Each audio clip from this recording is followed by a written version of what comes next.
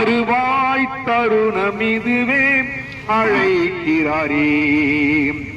வல்ல ஆண்டவர் இயேசு வண்டை கட்டின வீடும் நிலம் பொருளும் கண்டிட ஊற்றார் உறவினரும் கூடுவிட்டே உன்னாவிப்புனாள் கூட உன்னோடு வருவதில்லை. வருவாய் தருணம் இதுவே அழைக்கிறாரே. வல்ல ஆண்டவர் இயேசு வண்டை. தேவனுக்கு பிரியமானவர்களே, இந்த மாலை வேளையில கர்த்தராகிய தேவனுடைய வார்த்தையை நாங்கள் சுமந்து வந்திருக்கிறோம். தேவாதி தேவனும் ராஜாதி ராஜாவும் கர்த்தாதி கர்த்தாவும் இன்றைக்கும் ஜீவிக்கிறார். இன்றைக்கு அநேகருடைய வாழ்க்கையில அற்புதங்களையும் அதிசயங்களையும் செய்து கொண்டிருக்கிறார். பரிசுத்த வேத ஆகமத்திலே லூக்கா எழுதின சுவிசேஷம் 9ஆம் அதிகாரத்திலே 25வது வசனம் சொல்லப்படுகிறது.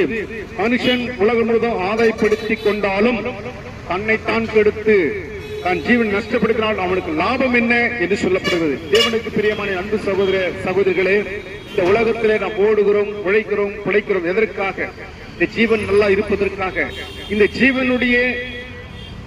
ஜீவன் நல்ல ஒரு கிருபை தேவன் கொடுப்பதற்காக நாம் பிழைக்கிறோம். ஆனாலும் இந்த கர்த்தராகிய இயேசு கிறிஸ்துவுடைய ஜீவியத்தில் நாம் வாழும் பொழுது, கர்த்தருக்காக தன்னை நாம் அர்ப்பணித்து வாழும் பொழுது அவருடைய கிருபையை நாம் பெற்றுக் கொள்ளலாம். ஏனென்று சொன்னால் இயேசு கிறிஸ்துனுடைய ரத்தம் தான் சகல பாவங்களை நீக்கும் என்று சொல்லப்படுகிறது. இயேசு ரத்தம் சகல பாவங்களை மாத்திரமல்ல சர்வலோகத்தின் பாவங்களை நீக்கக்கூடிய வல்லம் பெற்றது என்று பார்க்கிறோம்.